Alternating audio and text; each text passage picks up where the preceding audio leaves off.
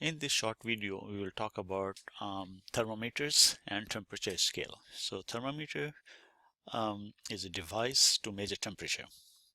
And suppose we consider a liquid in tube system. So let's say I consider a thermometer, liquid is filled in this tube, right?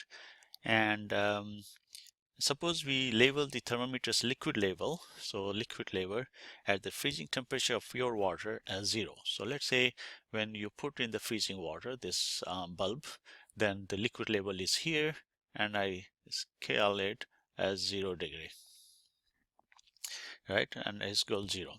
The level, and then we put this bulb in the boiling water, and then that level, let's say that level comes somewhere, let's say here, and I call this as 100.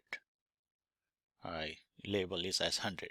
So if I divide this distance from 0 degree to full 100 degree in 100 equal intervals called degrees, this scale, this result is called what we know as Celsius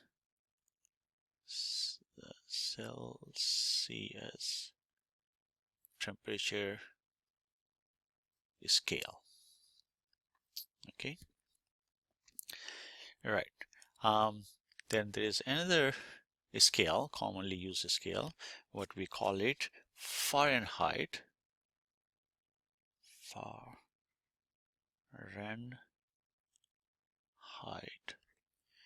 temperature scale.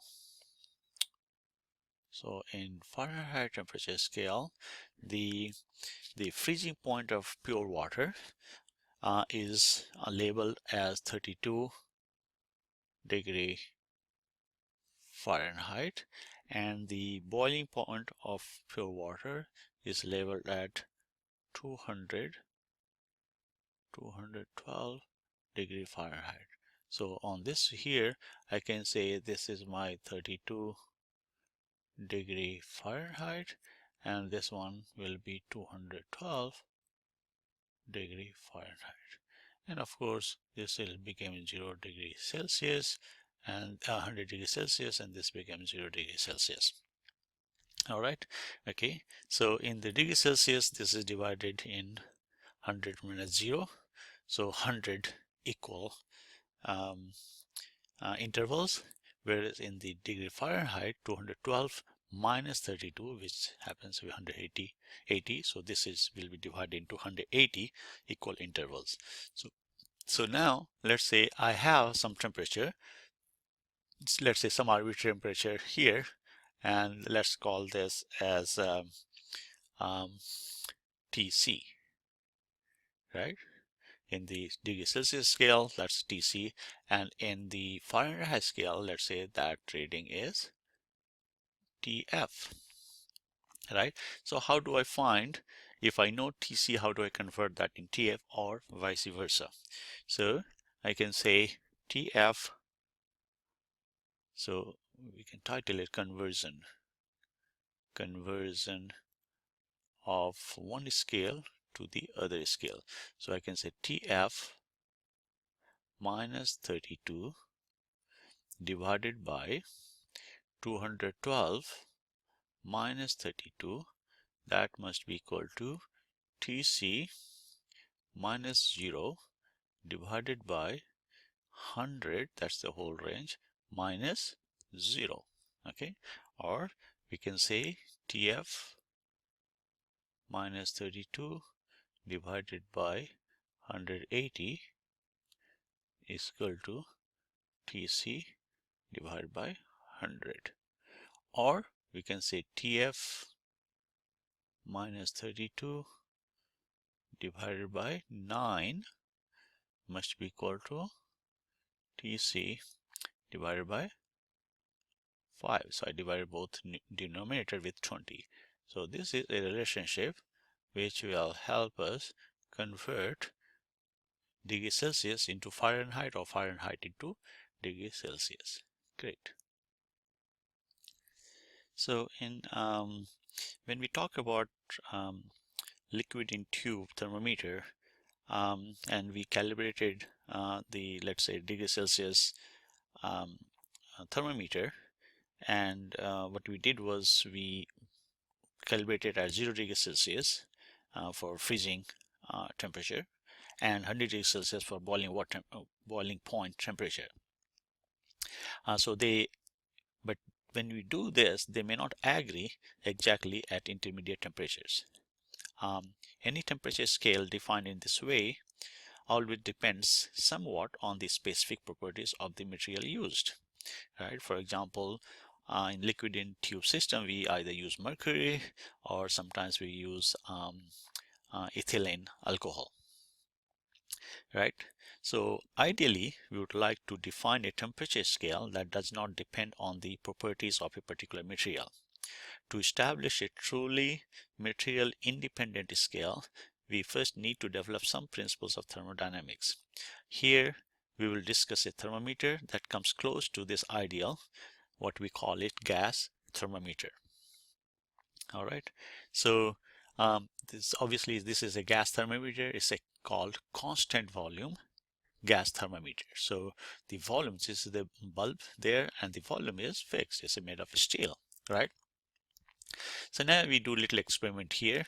We fill some gas in the bulb here, and we know that as the temperature goes down, the pressure, remember the volume is constant, pressure goes down. So we plot one curve as the temperature changes. Again, we can do two temperatures at a boiling point of water and freezing or ice temperature. Um, um, and then these 2 points we draw a straight line. Now we change the gas and maybe take different quantity of gas also, so a little bit more quantity of gas. So then again we do the same experiment, and since a little bit more quantity of gas is there, pressure will be a little higher, right? And then we again plot. We take two temperature at boiling point and at the ice temperature, and then plot again. Then we little bit more gas inside the bulb and do it again. And it's an interesting thing happens if we extrapolate these 3 points. They all meet at some imaginary point at negative 273.15 degree Celsius. Yeah, we meet at some hypothetical temperature negative 273.15, at which the pressure would become 0. It turns out that for a low gas density, this temperature is same for many different gases. So this temperature minus 273.15 does not depend on type of gas. We use this extrapolated zero pressure temperature as the basis for a temperature scale with its zero at this temperature. So this zero at this temperature, and this is the Kelvin temperature scale. So that scale, we call it Kelvin temperature scale, named after the British physicist Kelvin, right? So here we can write the conversion, how to convert from degree Celsius to Kelvin or Kelvin to degree Celsius. So let's say we say conversion, conversion from Kelvin. So conversion relationship, conversion. So we can talk of conversion here, and this will be temperature, let's say TK, temperature in Kelvin is equal to temperature in degrees Celsius plus 273.15. So this is the second relationship we are seeing to convert from Kelvin to temperature. Here just we note that we call degree Celsius, our earlier lecture we call degree Fahrenheit, but when we talk of Kelvin there is no word degree, so it's only Kelvin. So if I say 100 degree 100 degrees Celsius but 100 Kelvin.